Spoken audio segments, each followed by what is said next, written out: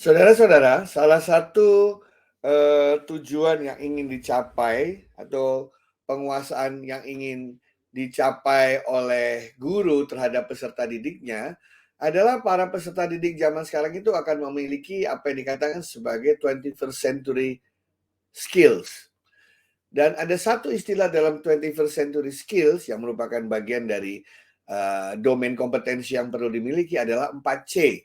Yaitu bagaimana agar peserta didik kita memiliki kemampuan dalam hal communication, collaboration, ya, creativity, dan critical thinking. Itu biasanya untuk bisa mendapatkan kompetensi seperti ini perlu dilakukan berbagai metode pembelajaran berbasis kelompok begitu. Makanya ada digunakan sebagai project based learning, collaborative learning, cooperative learning, problem based learning, dan lain sebagainya. Nah, dalam membuat tugas-tugas kelompok, itu perlu diperhatikan unsur agar bagaimana tugas kelompok itu, apakah berbasis project, berbasis pemecahan masalah, itu benar-benar tantangan tugasnya itu menarik dan menyenangkan. Sehingga peserta didik senang dalam bekerja sama. Dan keempat C, kompetensi yang ingin diasah, dapat benar-benar terpenuhi. Nah, saya biasanya juga kalau sudah kehabisan ide ya karena mungkin bosan menggunakan pendekatan yang sama-sama saja, saya sering menanyakannya kepada ChatGPT. Misalnya saya menggunakan kata-kata seperti ini. Saya ingin membuat tugas proyek yang menarik bagi mahasiswa semester 1. Tugas proyek ini berkaitan dengan membuat rancang bangun, misalnya membuat rancang bangun atau desain sebuah smart school. Bisakah dibuatkan ya soal tugas kelompok ini yang menarik, menyenangkan, dan kontekstual. Diperkirakan satu kelompok mahasiswa akan terdiri dari 3 sampai 5 orang. Nah, misalnya seperti itu. Nah, maka akan dibantu oleh ChatGPT untuk membuat. Misalnya, ya ini tugasnya dikasih judul Smart School Dream Board. Wah, luar biasa ya, dilihat dari judulnya aja sudah asik nih ya.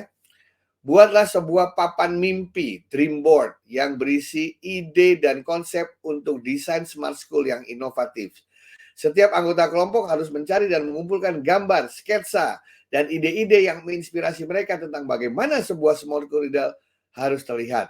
Setelah itu, kelompok harus menyusun presentasi atau poster yang memperlihatkan visi mereka dan menjelaskan mengapa elemen-elemen tersebut penting untuk menciptakan smart school yang efektif.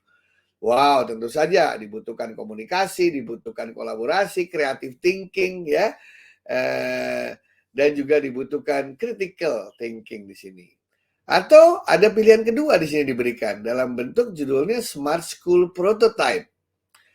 Tugas kelompok adalah merancang dan membangun prototipe dari salah satu bagian atau aspek dari Smart School. Setiap anggota kelompok dapat memilih aspek yang berbeda untuk dirancang dan dibangun, seperti ruang kelas interaktif, sistem keamanan pintar, atau aplikasi mobile untuk mengelola informasi dan jadwal.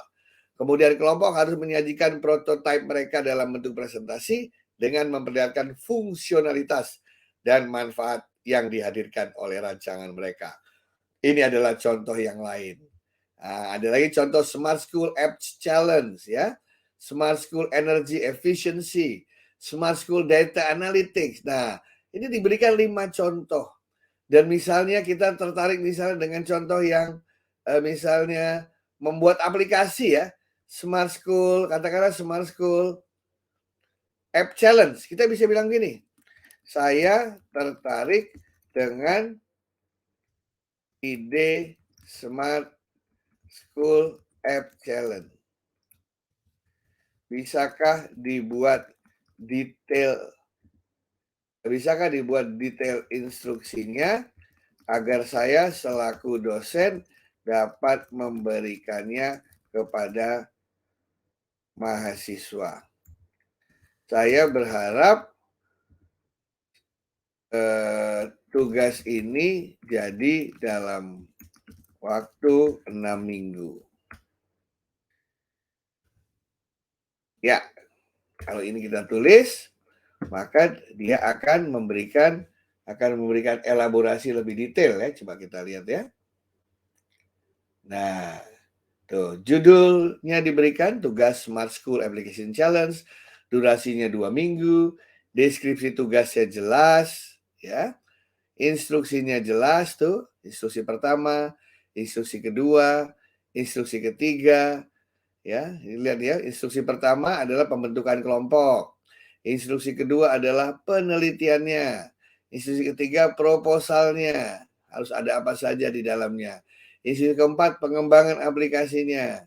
Instruksi kelima presentasi dan demonya. Nah, ini semua tentu saja menghemat sekali ya. Nah, kalau kita merasa ada yang kurang yaitu target durasi yang per masing-masing instruksi, kita minta tolong aja sama ChatGPT. Mohon ditambahkan target waktu penyelesaian per masing-masing tahap instruksi. Nah, supaya dikasih jadwalnya supaya lebih lengkap ya. Kalau kita lihat di sini, nah tadi kan 6 minggu tuh. Nah, nanti dikasih targetnya. Untuk pembentukan kelompok targetnya 1 minggu. Untuk penelitiannya 1 minggu. Proposalnya 1 minggu. Pengembangan aplikasinya 3 minggu. Presentasi dan demonya sesuai dengan target waktu sisanya. Nah, inilah caranya membuat atau menghadirkan contoh tugas kelompok yang menarik dan menyenangkan. Apabila Anda tidak suka dengan yang di atas, Anda bisa minta ChatGPT untuk mencari alternatif. Bisakah dibuatkan alternatif tugas yang lain? Nah, di sini nanti akan dibuatkan alternatif tugas yang lain oleh ChatGPT. Ya, diberikan di sini di bawah. Nah, di sini tugasnya adalah alternatifnya tadi ya.